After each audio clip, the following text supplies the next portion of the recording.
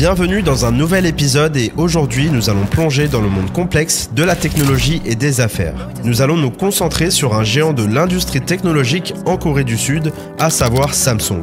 Récemment, la direction de Samsung a déclaré que l'entreprise est actuellement en état de crise. Mais cela devrait nous alerter car Samsung n'est pas une entreprise ordinaire, c'est une dynastie. Une puissance transmise de génération en génération. Et en Corée du Sud, Samsung est bien plus qu'une marque. C'est une partie intégrante de l'identité nationale, contribuant à près de 20% du PIB du pays. Pour les consommateurs aux États-Unis et dans d'autres parties du monde comme la France, Samsung est peut-être synonyme de smartphone et d'électronique. Cependant, en Corée du Sud, l'influence de Samsung va bien au-delà. L'entreprise est présente dans presque tous les secteurs inimaginables, avec 80 filiales sous son contrôle. Et bien que Samsung Electronics soit un fleuron, le conglomérat domine également des secteurs comme la construction, l'immobilier, la production alimentaire, la finance et la santé. Ils construisent même des véhicules, des pétroliers, ont une branche de vêtements, de divertissement et gèrent même des hôpitaux. Samsung Electronics, le joyau de cet empire, était évalué à 563 milliards de dollars le 12 janvier 2021. Cependant, la valorisation du groupe n'a cessé de chuter sur les 4 années suivantes, pour atteindre 368 milliards de dollars en décembre 2023, puis tenez-vous bien 260 milliards de dollars en décembre 2024, soit une baisse de près de 108 milliards de dollars en l'espace d'un an seulement, et une baisse de près de 30% par rapport à l'année précédente, ce qui est un véritable échec. Et cela explique pourquoi en juillet dernier, une panique soudaine a saisi l'action de l'entreprise, poussant les investisseurs étrangers à vendre frénétiquement leurs actions. En quelques mois, Samsung a perdu 108 milliards de dollars en valeur, réduisant presque du quart sa capitalisation boursière. La direction de l'entreprise a récemment présenté ses excuses aux investisseurs, clients et employés, reconnaissant des performances inférieures aux attentes et des inquiétudes quant à sa compétitivité technologique. Et bien évidemment, une telle baisse drastique est alarmante pour toute entreprise, encore plus lorsque l'on sait que cette dernière est étroitement liée à l'économie d'une nation. Alors, qu'est-ce qui a déclenché cette panique? Bien que les marchés boursiers soient notoirement imprévisibles, souvent influencés par des rumeurs ou des enquêtes, des problèmes plus profonds sont en jeu ici. Samsung a récemment subi une réorganisation de sa direction et a imposé une semaine de travail de 6 jours à ses cadres pour remettre les choses sur les rails. Cela soulève une question cruciale, y a-t-il des problèmes significatifs au sein de Samsung? Ou est-ce simplement une réaction excessive du marché? Dans l'épisode d'aujourd'hui, nous explorerons la situation chez Samsung, les changements de direction et ce que cela signifie pour l'une des entreprises les plus influentes au monde. Mais avant d'aller plus loin, je vous invite à vous abonner à la chaîne et à activer les notifications pour ne rien rater des prochaines vidéos. Cela aide grandement la chaîne et je vous en remercie. Maintenant, reprenons le cours de notre vidéo. Pour commencer, il est essentiel de comprendre que Samsung fonctionne différemment des entreprises occidentales. Samsung est un chaebol, un conglomérat familial transmis de génération en génération. C'est un peu comme si Elon Musk transmettait son empire à l'un de ses enfants, qui lui-même la transmettra à l'un de ses enfants. Et il faut savoir que la famille Samsung est la plus puissante de Corée, bien plus que les présidents ou hauts fonctionnaires de l'État. Être un chaebol signifie que le contrôle de l'entreprise reste largement entre les mains de la famille fondatrice. Et ici, le groupe est contrôlé par la famille des Lee, et ce, depuis la fondation du groupe par Lee Byung-chul en 1938. Et comme le note Jeffrey Kane, auteur du fameux Samsung Rising, chaque dirigeant de Samsung a été impliqué dans des affaires judiciaires, accusé ou condamné pour évasion fiscale, corruption, détournement de fonds ou parjure. Et l'un des faits les plus importants a eu lieu en 2015 et découvert en 2017. En effet, un scandale majeur a éclaté autour de Samsung, impliquant Lee Jae-yong, l'héritier du conglomérat et vice-président. Il a été accusé d'avoir versé près de 38 millions de dollars en pot de vin à l'ex-présidente Park Geun-hye et son ami Choi Soon-sil, en échange de soutien gouvernemental pour une fusion stratégique de 2 filiales de Samsung en 2015. Et ce soutien visait à consolider le contrôle de Lee Jae-yong sur l'entreprise. Et parmi les accusations, il y avait aussi le financement de l'entraînement équestre de la fille de Choi, afin d'obtenir le vote du Service national des pensions de Corée, qui est un fonds de pension public en faveur de la fusion. Bien que Lee Jae-yong ait nié les faits, il a été reconnu coupable en 2017 et a été condamné à 5 ans de prison pour des faits de corruption et de détournement de fonds. Mais ne vous inquiétez surtout pas pour lui, car à la suite de multiples recours et appels, il est finalement condamné en 2021 à purger non plus 5 ans, mais seulement 2 ans d'emprisonnement ferme. Mais attendez encore un peu. Après seulement 18 mois derrière les barreaux, il sera libéré avec la grâce présidentielle pour officiellement, je cite, contribuer à surmonter la crise économique de la Corée du Sud. Donc ce scandale a eu de lourdes conséquences, menant à la destitution de Park Geun-hye et soulevant des questions sur l'influence excessive des chaebols sur la politique et l'économie en Corée du Sud. Mais malgré ces défis, la hiérarchie rigide de Samsung a été à la fois une force et une faiblesse. Bien qu'elle fonctionne bien lorsque tout va bien, les initiés affirment qu'elle étouffe l'innovation et rend difficile l'adaptation aux demandes du marché en rapide évolution. Cette rigidité est devenue un facteur lorsque la valeur marchande de Samsung a chuté de 108 milliards de dollars en l'espace d'un an seulement. Et lorsque l'on discute de la perte de valeur marchande de Samsung, il est crucial de se concentrer sur Samsung Electronics. En tant que conglomérat massif, Samsung opère dans diverses divisions. Mais le cœur de l'activité de Samsung Electronics réside dans 2 divisions. La division expérience des appareils, qui comprend les smartphones, les téléviseurs, les réfrigérateurs et d'autres appareils ménagers, et la division solutions de dispositifs, qui se concentre sur les semi-conducteurs et les panneaux d'affichage. Et ces divisions jouent les rôles les plus importants dans la performance du marché de l'entreprise. Alors, qu'est-ce qui a conduit à la baisse de près de 30% de Samsung Electronics par rapport à l'année précédente? Cela se résume à 3 facteurs majeurs. Des opportunités manquées dans l'IA, un désavantage sur le marché des puces qui est dominé par les États-Unis et la Chine, et des changements de direction chaotiques. Et je vous propose maintenant de les décomposer en commençant par les opportunités manquées dans l'intelligence artificielle. En effet, la plupart des médias pointent l'incapacité de Samsung à suivre le rythme de l'IA comme un facteur important derrière le krach boursier. Et y a-t-il une part de vérité dans cette affirmation? La réponse rapide est oui. Lorsque l'IA générative a décollé, il y a eu une ruée vers l'or de l'IA. Des entreprises comme Microsoft, Google, Meta et surtout Nvidia se sont lancées à fond. Nvidia, qui fournit les GPU qui alimentent les projets d'IA, a vu sa valeur dépasser le $1 trillion.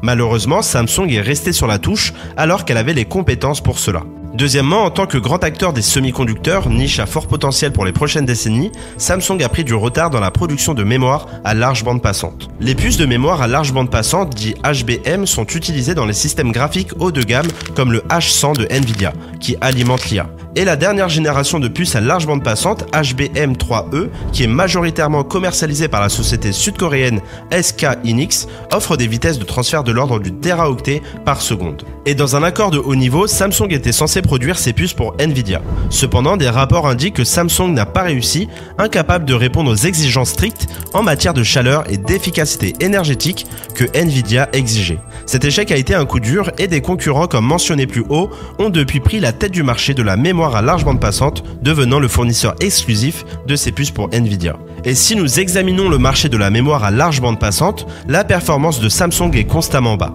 derrière ses plus petits concurrents, ce qui est un échec cuisant pour l'empire. Reconnaissant leurs lacunes, Samsung a récemment présenté des excuses admettant avoir manqué des objectifs et avoir du mal dans la commercialisation de mémoire IA à haute performance. Et en réponse à cette crise, la direction de Samsung a imposé une semaine de travail de 6 jours à ses cadres, espérant reconquérir le terrain perdu. En bref, Samsung a été pris au dépourvu alors que le matériel de puce IA montait en flèche, laissant les investisseurs insatisfaits.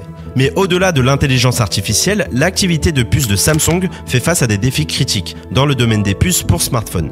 Les puces Exynos ont été un problème persistant pour Samsung. Pendant des années, les processeurs Exynos ont été critiqués pour leur surchauffe, leur faible efficacité énergétique et leur performance inférieure par rapport aux puces Snapdragon de Qualcomm. En fait, Samsung a perdu tellement confiance en ses puces Exynos qu'ils optent souvent pour Snapdragon dans leurs appareils de la série Galaxy vendus sur les marchés clés, en particulier en Amérique du Nord.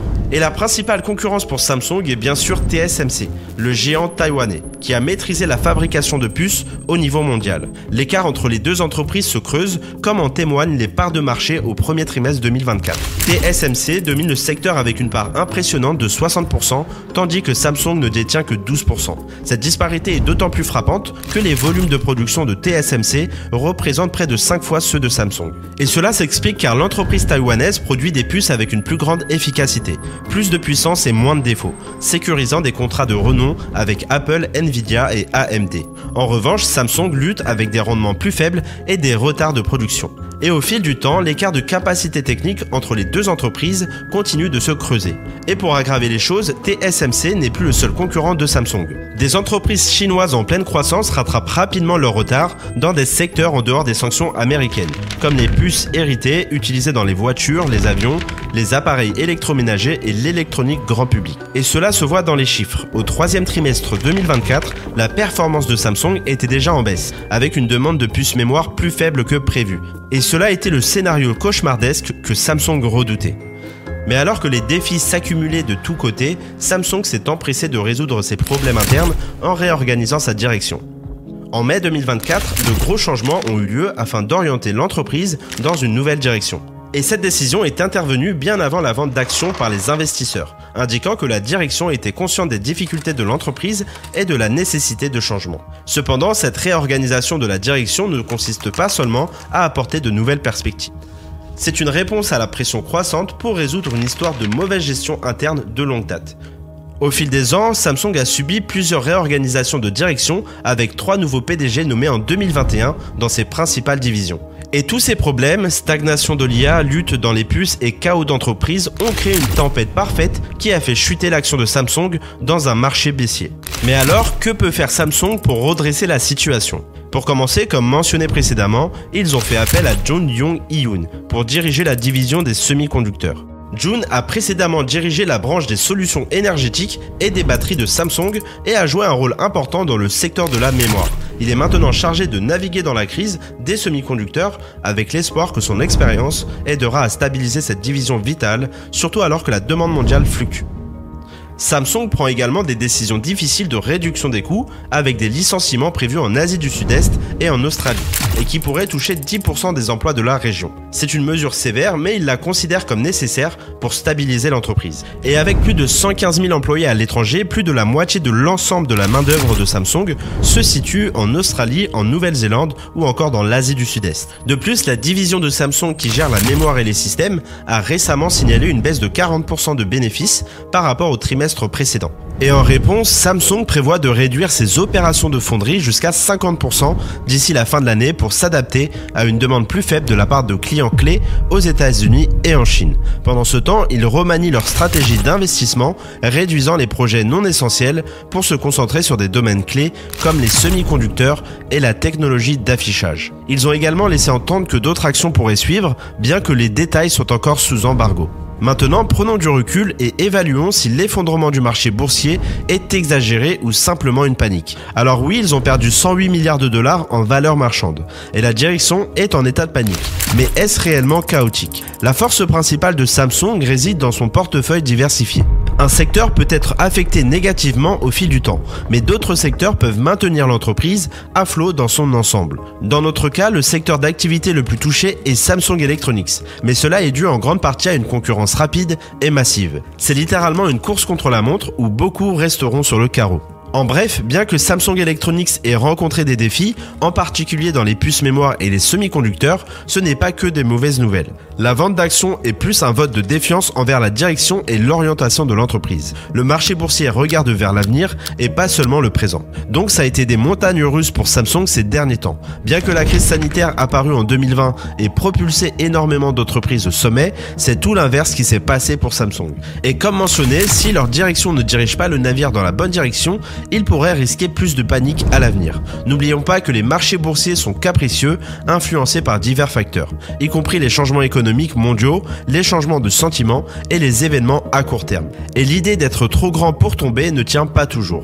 En fin de compte, nous devons attendre et voir ce qu'il se passe dans les prochaines années. Mais personnellement, je ne vois pas Samsung tomber d'aussitôt. Car même si le groupe a quelques difficultés aux prémices d'une révolution technologique, cela ne veut pas dire qu'elle ne rattrapera pas son retard. Le parcours de Samsung est loin d'être terminé et les mois à venir seront cruciaux pour déterminer la trajectoire future de l'entreprise. Si vous avez apprécié cette vidéo, n'hésitez pas à vous abonner à la chaîne et à activer toutes les notifications pour ne rien manquer. Cela m'aide énormément pour faire grossir la chaîne, alors je compte sur vous. Merci d'avoir regardé cet épisode et je vous dis à la prochaine, portez-vous bien.